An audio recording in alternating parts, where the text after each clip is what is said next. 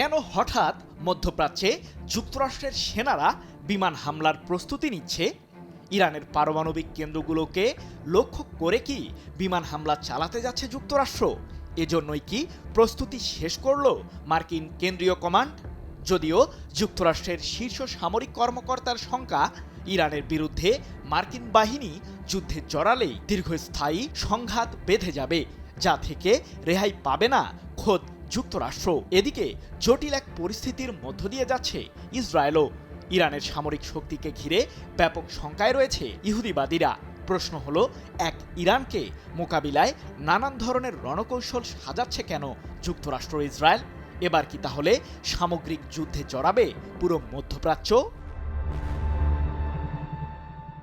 Saudi আরব থেকে কাতার, পারস্য উপসাগরীয় অঞ্চলের বেশ কিছু দেশ সম্প্রতি যুক্তরাষ্ট্রকে ইরানের বিরুদ্ধে যুদ্ধে জড়ানো প্রসঙ্গে সতর্ক করেছে।